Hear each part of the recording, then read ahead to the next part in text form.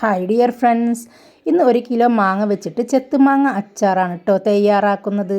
ഇതുപോലെയാണ് ചെത്തുമാങ്ങ അരിഞ്ഞെടുക്കേണ്ടത്. കഴുകി ക്ലീൻ ചെയ്തിട്ട് വേണം അരിഞ്ഞെടുക്കാൻ. ഒരു തുള്ളി വെള്ളം പോലും പാടില്ല കേട്ടോ മാങ്ങയുടെ മുകളിൽ. ഇതുപോലെ ഒരു ബൗളിലേക്ക് ചെത്തി അരിഞ്ഞിട്ടതിന് ശേഷം 2 ടേബിൾ സ്പൂൺ ഉപ്പിട്ട് കൊടുക്കാം. എന്നിട്ട് ഇതുപോലെ മിക്സാക്കി ഒരു ദിവസം നമുക്ക് അടച്ചു വെക്കാം.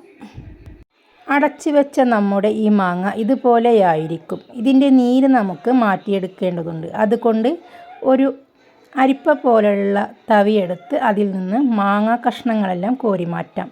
എന്നിട്ട് നമുക്ക് ഈ നീരിലേക്ക് ഒരു 3 ടേബിൾ സ്പൂൺ മുളക് പൊടിയും 1/2 ടീസ്പൂൺ മഞ്ഞൾപ്പൊടിയും 5 ടേബിൾ സ്പൂൺ കാശ്മീരി മുളകും പൊടിയും 1 ടേബിൾ സ്പൂൺ കായപ്പൊടിയും ഉലുവയും കടുകും കൂടി പൊടിച്ചത് 1 ടേബിൾ സ്പൂൺ, പിന്നെ നമുക്ക് ആവശ്യത്തിനുള്ള ഉപ്പും കൂടി നമ്മുടെ ഈ മാങ്ങയും കൂടി ചേർത്ത് നന്നായിട്ട് തന്നെ നമുക്ക് മിക്സാക്കി കൊടുക്കാം കേട്ടോ.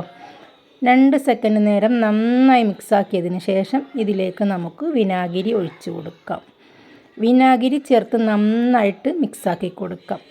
എത്രത്തോളം നമുക്ക് ഗ്രേവി ആവശ്യമുണ്ടോ അതിനനുസരിച്ച് നമുക്ക് വിനാഗിരി ഇതിലേക്ക് കൂട്ടിക്കൊടുക്കാം. അതിനനുസരിച്ച് ഉപ്പ് കുറവുണ്ടെങ്കിൽ ഉപ്പും കൂടി ചേർത്ത് കൊടുക്കാം.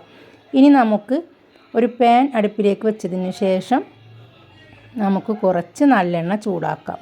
അത് ചൂടാറിയതിന് ശേഷം നമുക്ക് ഈ മാങ്ങയുടെ മുകളിലേക്ക് ഒഴിച്ചു കൊടുക്കാം. എന്നിട്ടൊരു ചില്ല് ഭരണി എടുക്കാം. ആ ചില്ല് ഭരണിയിൽ ഈ മാങ്ങ നമുക്കതിലേക്ക് ഇട്ട് കൊടുത്ത് അടച്ചു വെക്കാം.